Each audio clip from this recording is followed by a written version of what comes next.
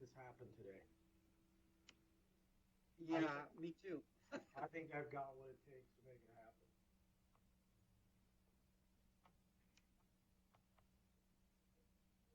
Hello, this is Jean. I've joined the meeting. Hey, Jean. This is Hi. Steve.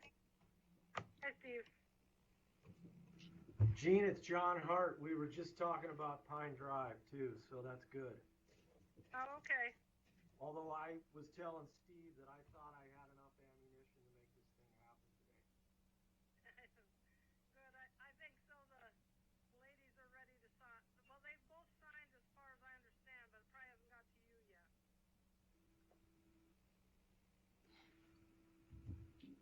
Good. Well, we can put that on the record, and I can offer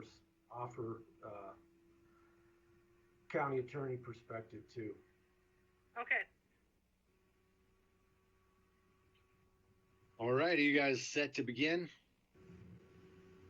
I don't think we have a quorum yet, do we? Oh, Juan not here yet? I don't think so. Okay. Yeah, I don't see her yet. Oh.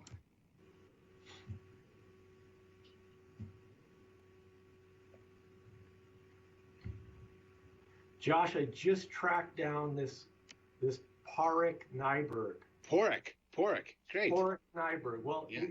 I was trying to spell it phonetically and Google it, and nothing was coming up. But Brian West just sent me a link. So after this meeting, Okay. I'll send it to Dick and copy you. Great, thank you. He is the absolute last authority on the value of conservation lands. Good. Man. Good. Well, then he's the guy that Dick wants. Yeah, that's great.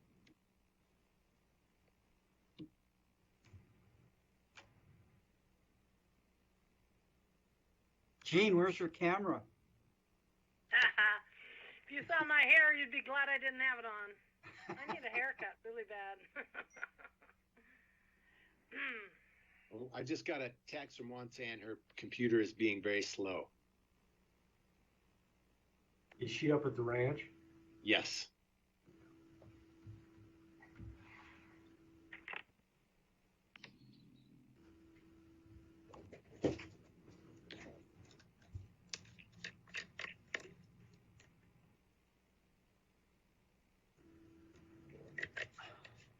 Is Dave here today? He is not.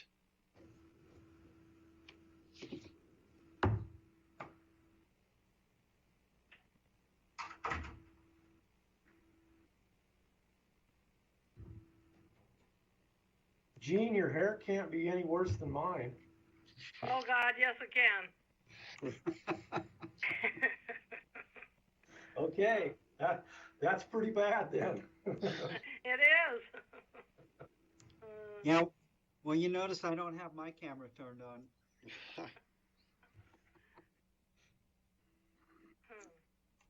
There she is. Oh my gosh, I'm so sorry. Internet is slow in the Blackfoot today. All right, we will dive in with this public meeting for Thursday, July 2nd, 2020. We'll call this meeting to order. First thing we need to acknowledge is that Missoula County acknowledges that this event takes place on the Aboriginal territories of the Salish and Kalispel people. And with that, would you please join me in the pledge?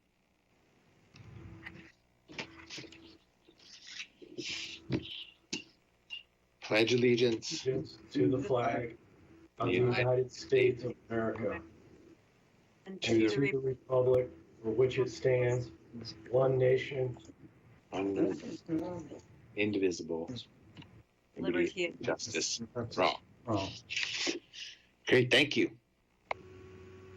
Do we have any public announcements?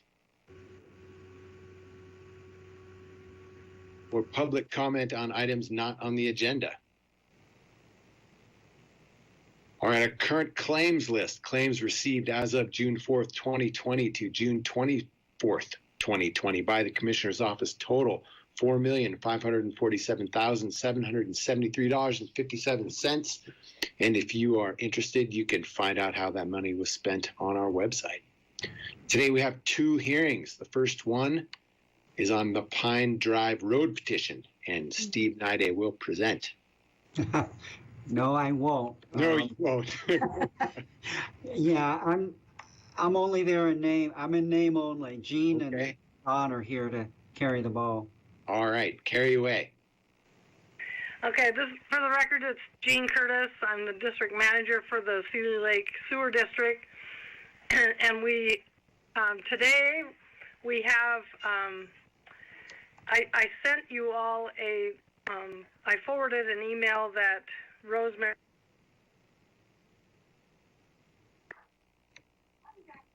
Did we get lost somewhere? Yeah, there was a little glitch there. So she couldn't join the meeting today, and neither could her sister, but the property is now in the ownership of just the two ladies, the heirs of one side of that Northwest Pacific Partnership. And they support the sewer district, and they support the public right-of-way.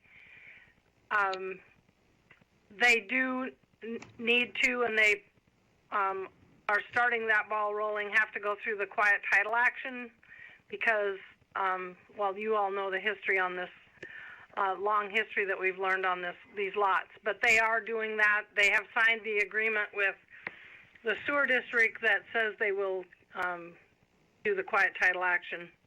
So unless there's some, I don't know, maybe if the Yellowstone volcano blows up or something, I don't know. Pandemic. All the history that we've done on this, I don't believe there'll be anybody come forward in the quiet title action, but I guess you never know.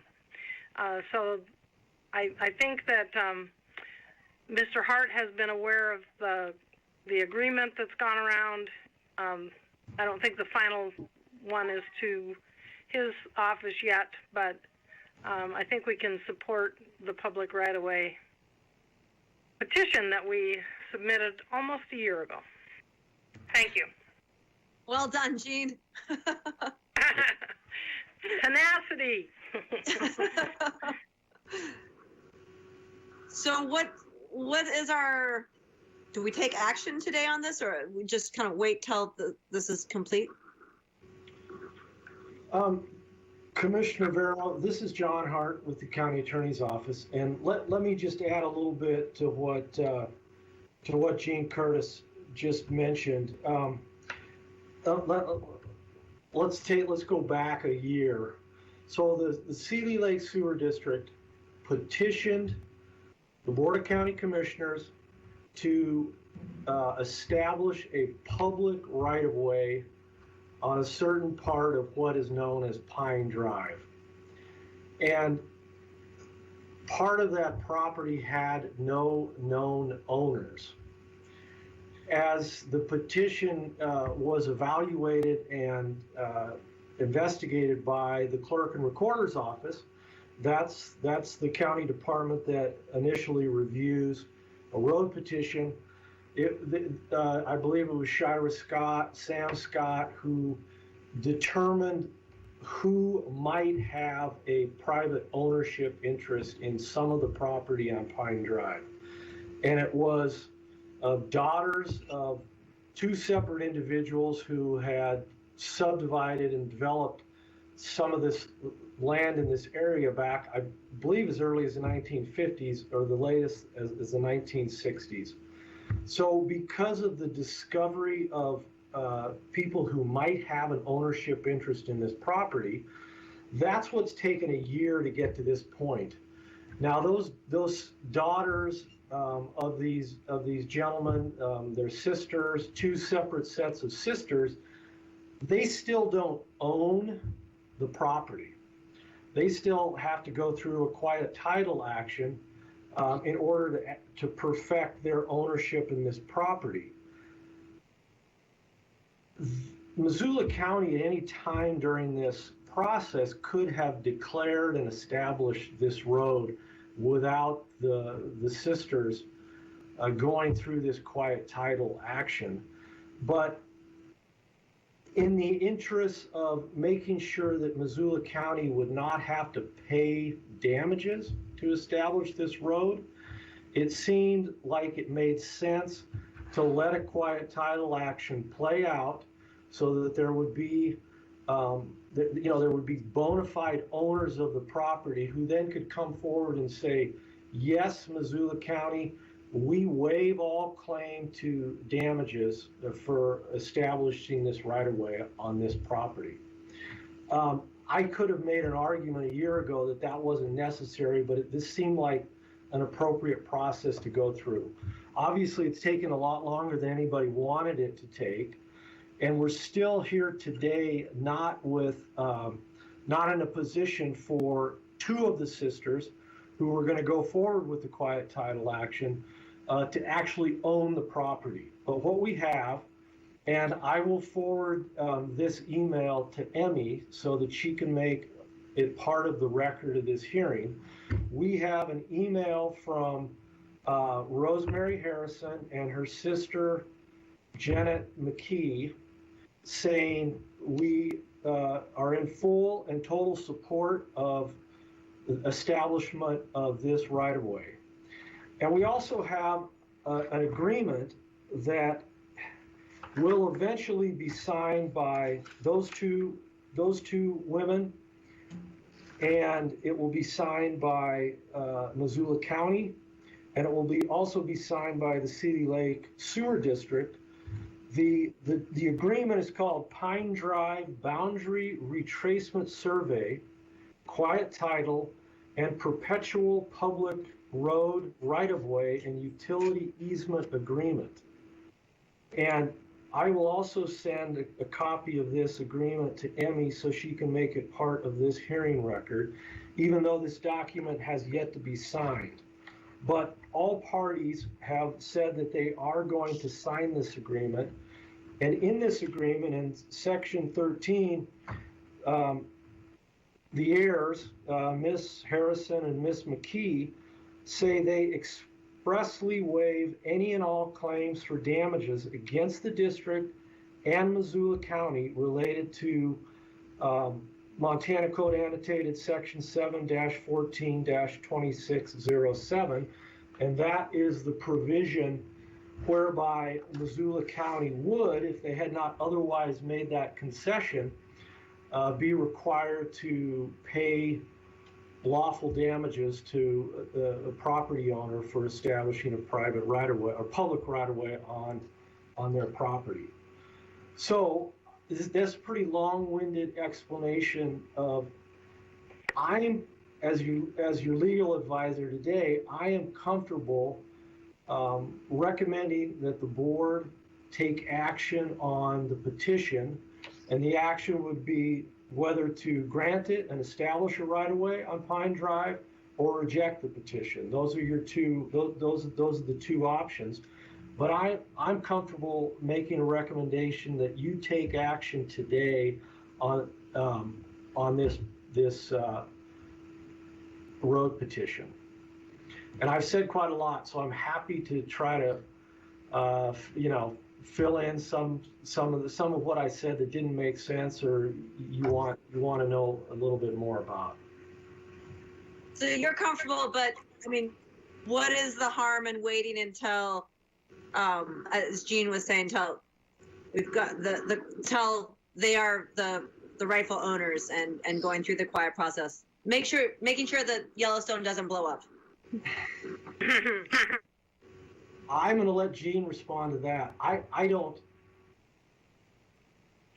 because I think she's the one that needs to be the proponent for purposes of why she doesn't want the commission to wait any longer and would like the commission to take action today. Right, thank you. Mr. Chair, Jean Curtis again. I did want to offer up, too, to remind you that the Sewer District Board did agree in that agreement to pay them $15,000 for the value of this right-of-way. So I feel like that they're being compensated fairly. That was more than the assessed value done by the appraiser. The reason that the sewer district would like you to grant the petition today rather than wait. There's a couple things. One, Steve Nide has done the retracement survey for you, and part of it is all tied together. Is there's a benefit to the county, of course, to have that road retraced and all these lots established. These two orphan lots, lot number 3, lot number 12, have not been on the tax rolls ever. So they get added to the tax roll. We have a public right-of-way on a road that people have used for years to access their property. So that would then become not only a physical access, but a legal access. But the other is the district, the sewer district, needs to have all of these easements in place in order to be able to go to bid.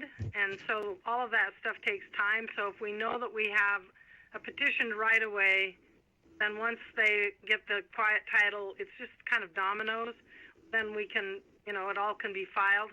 But also the county would prefer that these ladies agree to the easement before they record the retracement surveys. Kind of a, everybody getting what they need from this. So I would ask the Board of Commissioners to grant the right-of-way petition, knowing that if somebody comes out of the blue, there could be something that happened, but it's very doubtful with all the research that Steve's done on these lots. People have just not known they existed.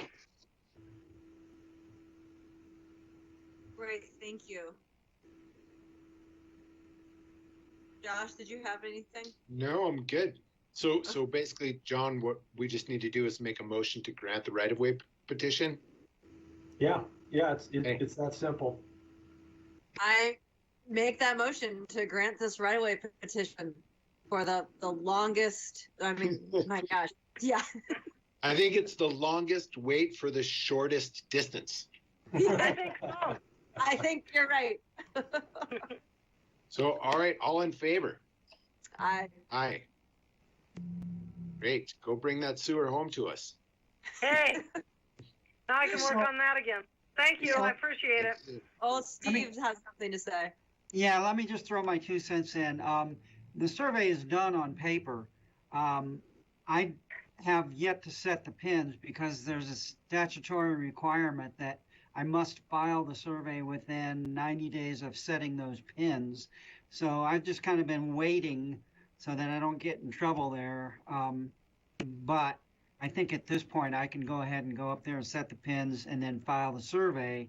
And that will give the ladies what they need to go forward with the quiet title action. Great. Thank you.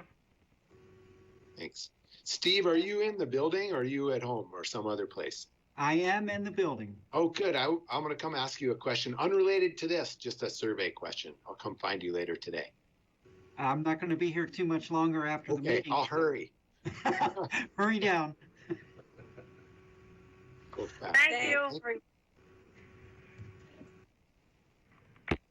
All right, our next hearing is on the St. Lawrence Estates subdivision, and Matt Heimel will be presenting. Good afternoon, Commissioners. This is Matt Heimel with CAPS. So, yeah, today is the scheduled noticed public hearing date for St. Lawrence Estates minor subdivision. I'll go ahead and share my screen with the PowerPoint. Just a moment.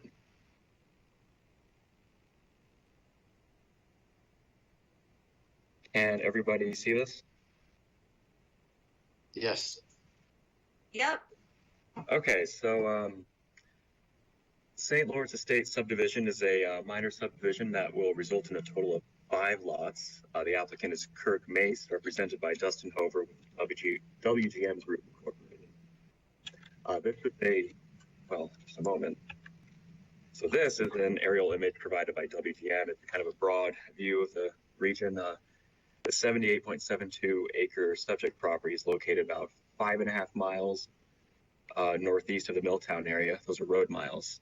And it's south of the Blackfoot River and Cambridge Road. So this aerial image is overlaid with a lot layout, the proposed lot layout. and the property is unzoned. St. Lawrence Creek runs through the property, and regarding growth policy compliance, the Missoula County Regional Land Use Guide from 2002, which was an update to the comprehensive plan from 1975, designates the subject property as suburban residential with a recommended density of 2 dwelling units per acre, and the proposal does comply with that recommendation. So the development area is within that designation. Areas to the south, the forested sloped areas, are designated as open and resource land, 1 dwelling unit per 40 acres. And as I said, the development is focused on the suburban residential. This image from WGN shows the existing conditions of the property. So the property is developed. There are 2 single residential dwelling units and multiple accessory structures. About 9.1 acres located on proposed lot 5, so the upper left-hand corner, northwest part of the property. That's currently an agricultural production area and will not be divided with this proposal.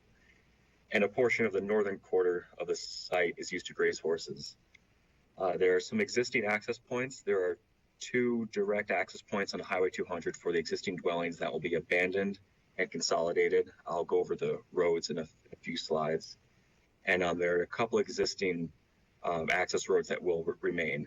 One is what you see going into the center of the property, leading sort of the right-hand side.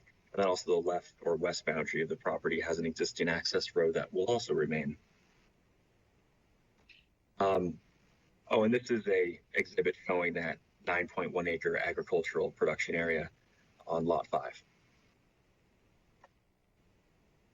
So this is one of 2 images of the preliminary plat showing kind of the greater extent of this subdivision. So 4 of the lots will range in size from 1 to 1.56 acres. Those are lots 1, 2, 3, and 4. And then lot 5 would be 73.48 acres in area. So the new lots will be utilized for residential single dwelling development and will be served by individual wells and septic system. It's possible, the applicant has expressed that there's a possibility lot 2 will have a duplex, but that all depends on the drain field and sanitary review for the subdivision. This is the second preliminary plat image showing some greater detail for lots 1, 2, 3, and 4, and the eastern portion of lot 5. So lots 2, 3, and 4 in the center will be served by Ledge Rock Drive. That's a proposed private road that provides direct access onto Highway 200 East. There is a proposed easement for Ledge Rock Drive. That'll be a private easement going westward across St. Lawrence Creek, provide access for lot 5. And direct access to Highway 200 will be provided for lot 1. That's in the upper right-hand part. That would be a consolidated approach. So the existing approach here, if you can see my mouse, will be abandoned, and a new approach will be finalized and have an easement so that that is a consolidated area. I'm sorry, Matt. This is Juanita. My computer's been super slow, so I can't see your mouse. But my understanding is that it's on the kind of the far eastern edge of lot 1. Is that where the road is? That's right. So there's a east to west darker gray portion shown, and that will be the new easement for lot 1 that connects to an existing access road. And then the north to south access from lot 1 that goes directly to 200 will be abandoned. I'm sorry. Oh, now I see it. It's way over. It's another. Yep, I got you now. Okay, thank you. Okay, sure thing. So there's an area on lot 4 that's on the that's just left of Ledge Rock Drive that has an observed groundwater at 7.5 feet of depth below ground surface, and that is delineated on a preliminary plat as an area of shallow groundwater. So in that area, full depth basements are to be prohibited with a requirement for foundation drain systems. And also, just a note on this plat, areas of rockfall hazard and 25% slope are also delineated as no build zones on the plat. And for both those items, there are plat notes, and we have a plat note condition that just reinforces having those follow through with the final plat submittal. So this is an image from the Riparian Resources Management Plan. The riparian resource area is contained within the green boundary on the image. St. Lawrence Creek runs through the center line, and a 50-foot no-build zone will be on either side of the creek. There's an access easement for future driveway access to Lot 5 provided that would cross perpendicular to St. Lawrence Creek, and that will comply with the subdivision regulations. Some other components of the riparian plan include restoration and abandoned access. So restoration of an abandoned access and an abandoned potential structure must be done in accordance with the weed management and revegetation plan, and plantings and access and new vegetation should be in consultation with the Missoula Conservation District. There's also requirements for the prohibition of livestock grazing and stock access in the resource protection zone. There's a recommended condition of approval that will require that this information and exhibit be included with the subdivision covenant. This is an exhibit from the application for wildfire hazard risk. And so the subject property is designated as very high for integrated wildfire hazard risk. So there are several conditions of approval recommended that address fire risk, including requirements for Class A fire-rated roofing materials and requirements for non-flammable siding and deck materials and a defensible space management agreement.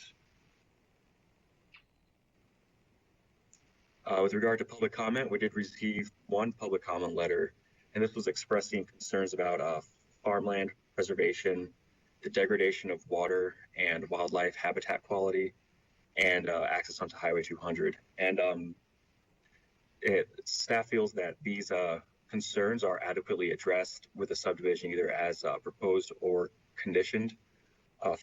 Regarding farmland preservation, the 9.1 acre area of agricultural production is not proposed to be split. And there's also a recommended condition of approval that one includes living with wildlife recommendations from Fish, Wildlife, and Parks, and those are included in draft covenants. And another recommended condition of approval will have an item in the covenants that recommends that property owners don't have domestic sheep on the property, and that is to avoid transfer of disease to the wild bighorn sheep. And then as to the water quality, there's also the riparian resources plan that we just went over. And regarding safety concerns on the Highway 200, we feel that the consolidated approaches, one for Lot 1 that will share a new approach or share approach with an existing access, and then the consolidated approaches onto Ledge Rock Drive should address safety concerns. And final plat approval will also be contingent on those approaches being approved by the Montana Department of Transportation.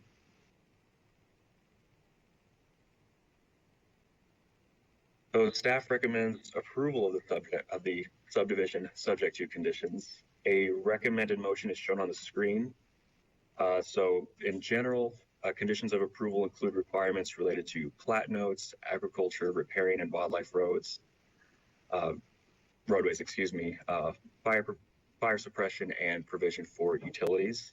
If needed, I can also go over more of those conditions of approval. I'd also like to point out this time that stating a correction to one of the regulation citations in the conditions of approval. So conditions number 12 and 13 have requirements for non-flammable siding and decking materials and Class A fire-rated roofing materials. The correct reference should be section 3.1.3.5 for wild hazard area standards.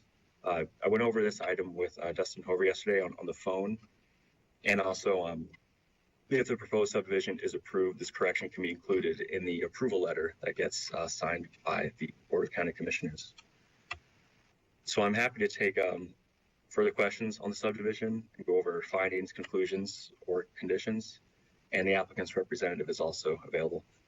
And I'll switch this over to the image of the plat. Juan, do you have any questions? I did have a quick question. I'm not able to access CFAC's letter of support. Can you just give us a high level, what were the high points?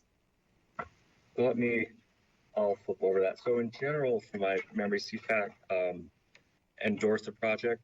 They felt that the preservation of existing agricultural operations was a good layout, and they noted that it would not be further divided. Actually, going in my staff report to the finding of fact, so I can touch on any other items that I might have missed. So the CFAC endorsement of the subdivision cited several factors, including the prime farmland of irrigated soils, the availability of water for crop irrigation, the historic and potential agricultural cropland use, potential for timber management, open space and wildlife, and their assessment of the project's impact on agriculture and proposed mitigation plan. They also cited some of the projects, some of the steps taken by the owner to mitigate the loss of agricultural land, with no stated future plans for development of remaining forested acreage. Oh, thank you. Sure thing. Is the developer's representative on the phone or on the call? Would they like to speak to this? Hi, Josh. This is Jamie Erbacher with WGM Group. Dustin's also on the phone, but I'm going to lead the quick slides to show a presentation that we have. Great. Matt, do you mind if I share my screen? Sure, I'll end mine.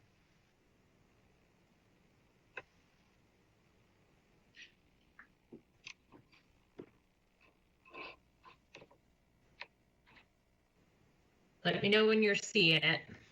I'm seeing it right now. All right, perfect. So I don't have too much to add, but maybe just reiterate a few points that Matt's made.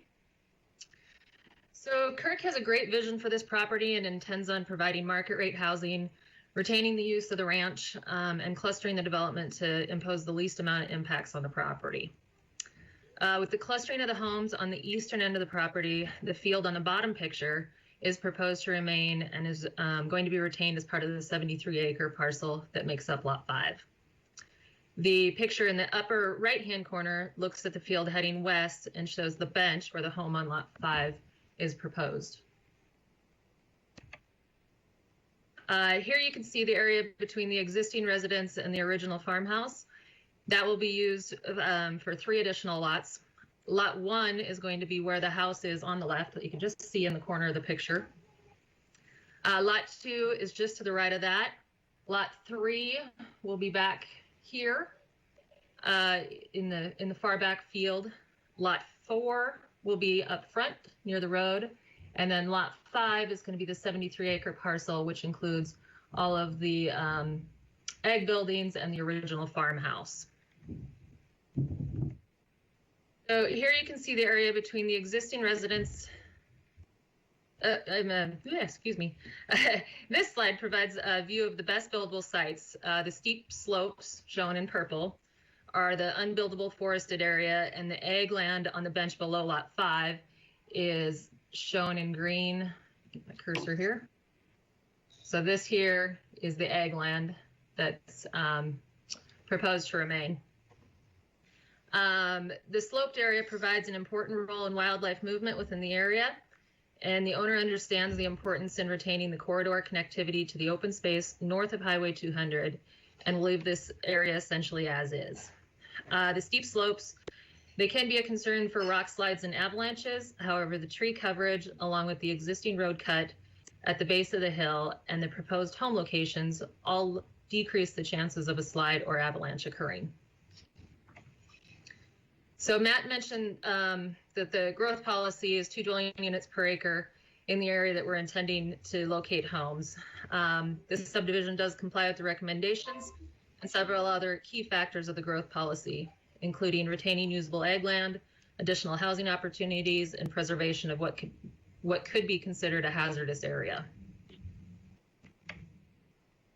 As Matt mentioned, the Lennoxes provided comments, and their concerns include loss of ag land, water quality, wildlife, non-native fish within the pond on Lot 5, and increased traffic. So we've already talked about agriculture. However, I do want to note, and Matt noted this as well, that CFAC supports the subdivision request and the design. The Audubon Society noted that the data from the Montana Natural Heritage Program included a variety of wildlife species, though they're not specific to this property. They were pleased to see the steps taken to preserve the riparian resource buffer zone along St. Lawrence Creek, which Matt noted was 50 feet on each side. They also noted that the development is within the Sealy Gold Creek terrestrial focal area and does provide connectivity and habitat to the Canada lynx, bighorn sheep, and grizzly bears. As Matt mentioned, we included a section in the covenants from FWP regarding living with wildlife. And this, including the clustering of the homes, will minimally impact the wildlife corridor and the habitat. With regards to the pond, Kirk does hold all of the necessary permits for the pond and the fish that are located in it. The diversion of St. Lawrence Creek is also permitted and is not proposed to change with this development.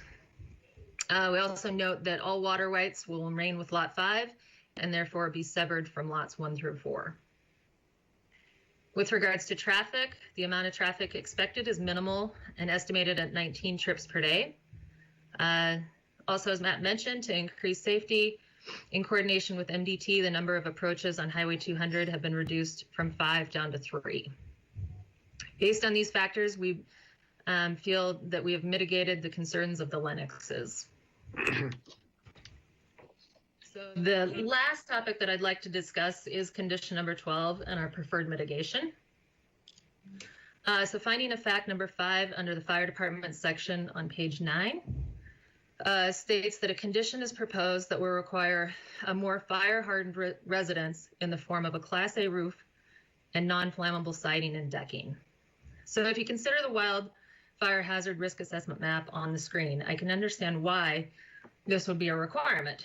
However, the CWPP states that when mapped, this is at a national scale and not a parcel by parcel scale. The fire hazard assessment was adopted to consider the parcel by parcel scale. And when we look at our rating, we're in the low end of moderate at 43 out of a range of 40 to 59. The subdivision regulations require that mitigation measures can be included to maintain a moderate or better score according to the fire hazard assessment. This assessment was reviewed and approved by Brent Christopherson at Missoula Rural Fire. As part of the assessment, Brent can make recommendations for conditions, and for this development, those recommendations did not include non-flammable siding and deck material. Instead, his recommendations included the need for residential fire sprinklers, roadway and driveway width and turnarounds adequate to support a fire apparatus, addressing and Class A fire roofing material. By the time we incorporate the recommendations and put up a street sign, the rating will actually drop to a 41, which is on the very low on the moderate scale, and in fact almost off the scale for scoring purposes.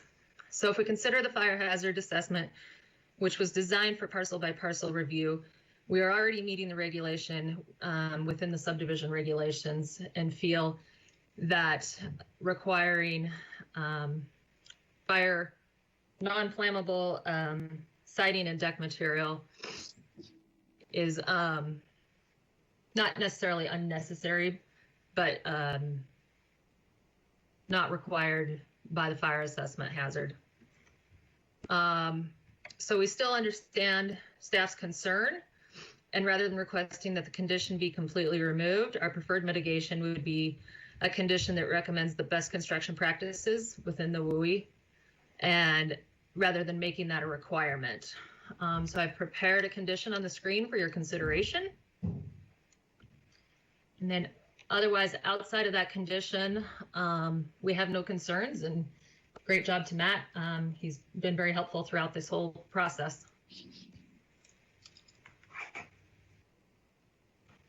Jamie, I'm sorry to go back, but my audio cut out a bit with the concerns about the fish pond.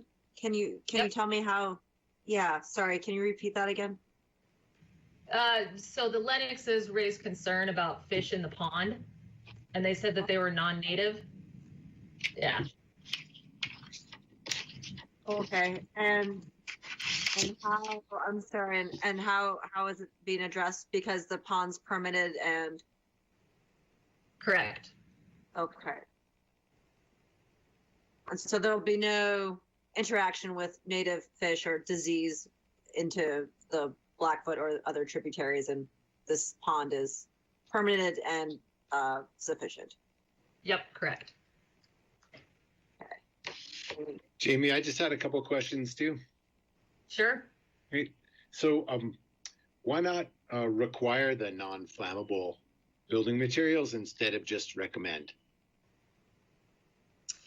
Well, for one, finding non-flammable materials is not easy to do. So there's fire-resistant materials, but non-flammable or non-combustible. Sure. You know, So- if you're doing brick, sure, that's. So then what if we just ratcheted it back to fire resistant? Why not require fire resistant? We're considering maintaining a reasonable cost for construction and just knowing that those materials cost more. And by the time you provide a defensible space and a Class A fire rated roof, we are maintaining the score within the fire hazard assessment that's required. Okay. Other things I just wanted to say, I really applaud the clustering and design. It's a great way to do it and wonderful to protect resources. And I had a question about the 73-acre lot 5. What's the long-term future for that? What do the owners foresee? No proposed re-subdivision at this point in time. So as far as I'm aware, just leave it as is. There may be some thinning if needed, but otherwise, basically just as is with the timber area and continued agricultural use. All right, thanks. And just to add to that, for lot 5, it's that piece of property is really ideal for just like a single home. So the idea with the subdivision was to, create these 4 lots for sale, help pay for some of the other property associated with lot 5, and there's 2 additional sections of property further up the mountain that are still retained under Kirk's ownership. So it's all part of one bigger parcel, and there's no proposed development at this time. The easement off of Ledge Rock Drive was just provided at this time to allocate that land in the event, a road was desired in the future to access lot 5 from Ledge Rock Drive. And so we just wanted to preserve that space now with the easement rather than have to go back after homeowners have constructed homes. All right, thanks. Do we have any public comments on this?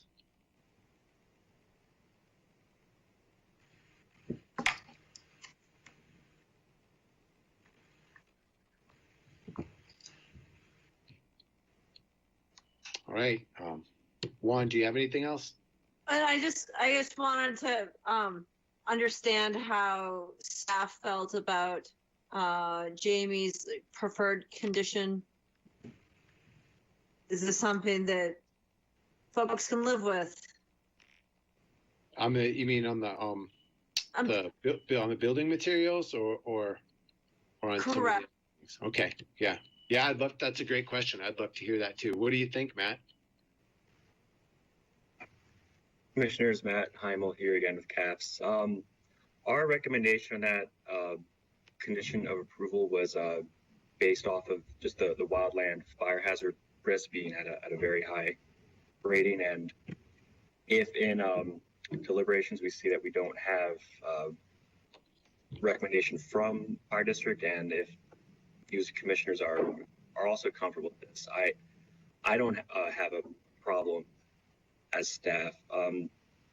Just noting that if we have something in the covenants recommending that structures be built with non-flammable siding and deck materials, and we come back and have a building permit application in the future, just remember there won't be any requirement, of course. And as reviewers, it'll be up to the property owner to come up with the appropriate materials, either just combustible or fire resistant at that point, or choosing to do non-flammable materials. But we did recommend this condition, though, just for the purpose of public health and safety for the high fire risk.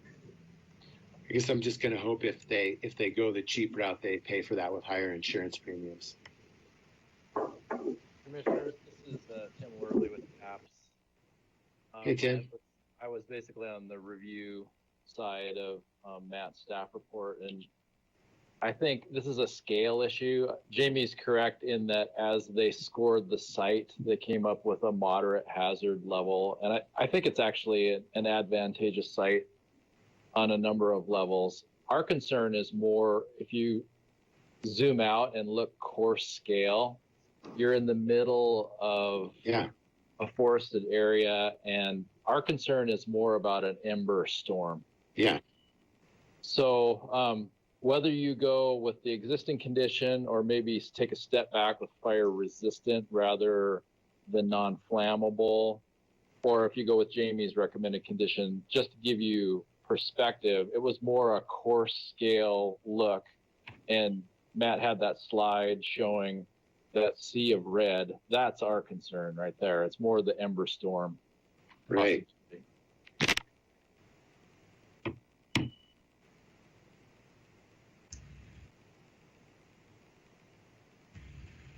And I'm looking at like the other properties across the river or surrounding it. I mean, you are in a canyon, so I think everyone's concerned about ember storms, but I guess recognizing that this is supposed to be cost-effective development, and at the scale that Jamie was explaining, I'm comfortable with it being a recommendation as opposed to a requirement. Yeah, I'm happy to live with it as well, and time will tell. Maybe we'll learn something. Right, and I just hope that, the developers are well aware of where they are building and recognize the fire hazard. So what would be the proper language then to make this motion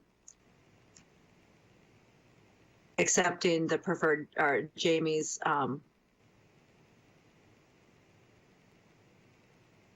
let's see here. Could you bring that up, Matt? I'm sorry, Matt. Yes, I'll go back to my.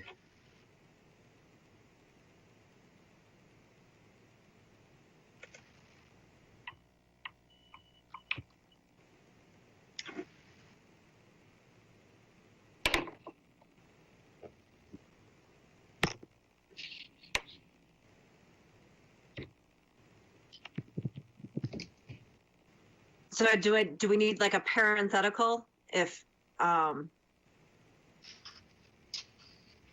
based on the findings of fact and conclusions of law in the staff report, and how do we add Jamie's preferred conditions appropriately? Could be and subject to the conditions of approval as recommended in the staff report and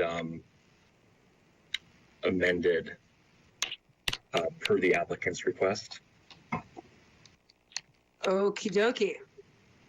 I move that the St. Lawrence Estate subdivision be approved based on the findings of fact and conclusions of law in the staff report and subject to the recommended conditions of approval on the staff report. And I'm sorry, Matt, say that again. And amended per the applicant's request. And amended per the applicant's request. Okay. Thank you. One, you have the heavier lift here. All in favor? Aye. Aye. Did you second that? I don't know if we can with just me. I don't know. Mr. Hart or Tim? Are we? I think you're fine, commissioners. I think you're fine. Josh, you could have seconded that motion, but I think the record's clear that that was your intent. Thank you. All right. Thanks, Jamie and Matt and the other folks that contributed to this. Thank you, commissioners. Thanks, Matt. Yeah, thank you. Yeah, thanks, commissioners. Thanks, Matt and Tim. You. Sure thing. Okay, do we have any other business? All right, with that, we are adjourned. Thank you all. Thanks.